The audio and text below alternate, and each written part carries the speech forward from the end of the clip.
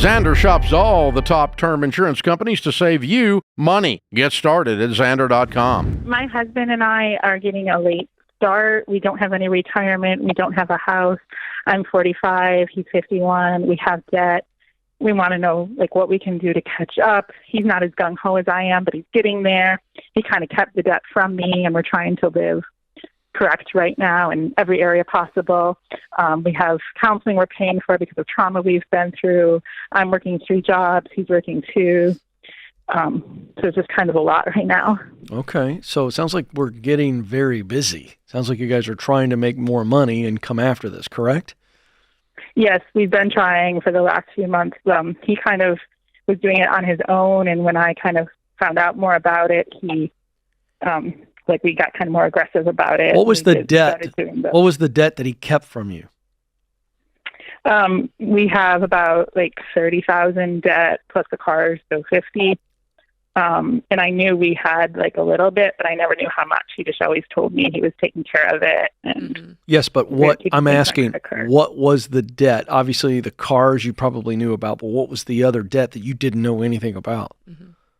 We have a debt consolidation loan, and there was some credit cards. My insurance isn't good, so we've had some medical debt. Mm-hmm. We have IRS that we have to pay.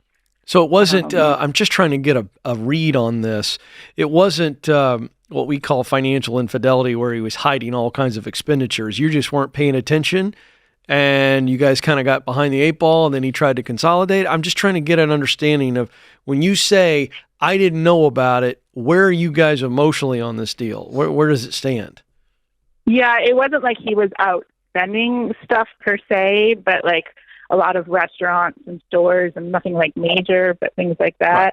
Right. And I just felt like I was supposed to be the submissive wife and not really involved in the money.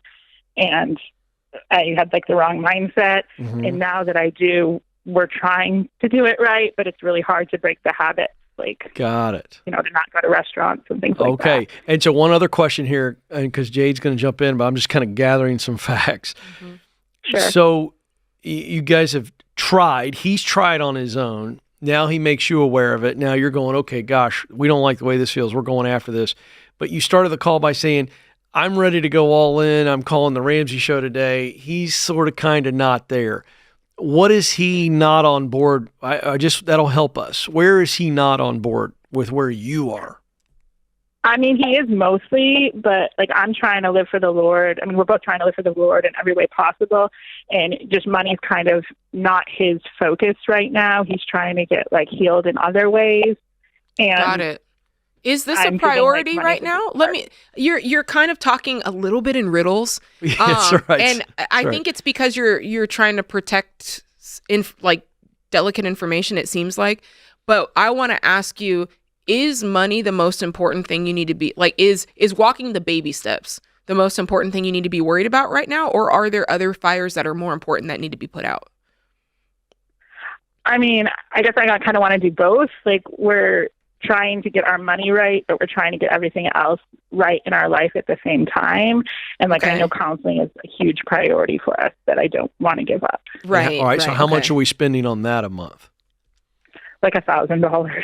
Because it's for me and my husband and my daughter. Yeah. Okay. Good. Okay, great. Good. But that gives us something to work with. So we've got $1,000 a month, Jade, that we want to protect at all costs. Fine. And I love keep it on that. there. Keep it on there. Okay. I asked that question because money is important. Ken, you already know. It touches everything, Jenny, and you can see this. It touches your relationships, your job, your spirituality, all of it, right? It's all encompassing. That being said, sometimes in an attempt to not focus on other things, we focus on the baby steps, being intense about that. This is the thing I'm going to focus on when really your marriage is falling apart, right? And so what I don't want you to do is focus on the wrong thing. Yep. If what you're telling me is, Jade, we want to do it. I just simply want to know, is it okay for me to keep $1,000 aside for counseling? Yeah, the answer is yes. You have to be a well person. That's like me telling you that walking the baby steps is not an excuse to eat ramen noodles. You need to be healthy. Mm-hmm. You need to do this the right way. So I don't know why you had to single out ramen noodles, but we'll talk about that later. Sodium alone, Ken. So yeah, let's walk through the numbers. $1,000 on counseling. I'm fine with that. Tell me what you guys bring in a month. And then we can talk about what's going to feel realistic for you in this season when you're so heavily getting the mental help that you guys all need. Thank you. We bring in about $7,500 a month. Okay, $7,500 a month. How much of that is rent? $1,900. Okay, great. Okay, so biggest expenses: $1,900 on rent, $1,000 on counseling. Any daycare or anything like that I need to know about, like high dollar stuff. Yeah, my daughter's tuition is $300. I'm on a medicine that's $550, but I donate plasma, so I mainly pay for that out of that money. Okay, so that's kind of a wash on the $550. Okay, so I'm looking at this and I'm going, okay, I'm seeing $3,200 that's going away in must-haves. What's happening to the other 37? Paying off debt, groceries, just different bills like that. I feel like. And when you put all that in your budget, how much are you putting extra on the debt? Not minimum payments, but above and beyond a minimum payment. How much are you putting extra? I mean, we're trying to, but we don't have like a set number. It's just kind of like whatever we have left over, we do. Okay, so that's what we'll fix today. That's what we'll fix today. Because if you guys are on fixed, you get basically paid the same amount every 2 weeks or every month, whatever, what have you, then this should be like clockwork. So what I need is for you guys to get on an every dollar budget. And if you don't have one, do you have one? Yeah, I do have the every dollar. Okay, so when you open up every dollar, it should be really cut and dry for you, Jenny, to be able to see, okay, we make $7,500, $1,900 goes to rent, $1,000 to counseling, $300 to school. Because of my plasma, we only pay $100 for the medication, right? All of that's in the budget. And then it's going to show you after all the things that must be done, gas, groceries, insurance, there's going to be a number up there. In your case, it should be in the green of extra money that is now, okay, what do we want to do with this money? And here's the thing, Jenny, the choices are, we can put this extra money towards DoorDash. We can put this extra money towards a vacation that we want to go on. We can put this extra money towards a slush fund that just gets eaten away with by going to the gas station and gets eaten away with by running to Sonic, right? Or we can say, at the end of every month, we have $1,300, and that is going on the smallest debt every month, no matter what, like clockwork. Do you see what I'm saying? Yeah.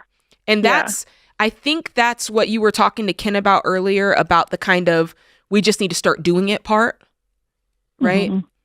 And that's what I'm trying to do. It's just, getting there, I guess, is hard. And you tell me the emotion that you feel when you know the money is there, but you do something else. Is it, I work really hard, I just deserve this? Is it, I'm just so tired? Is it, I'm frustrated? Tell me what you're feeling that's causing you not to do the thing.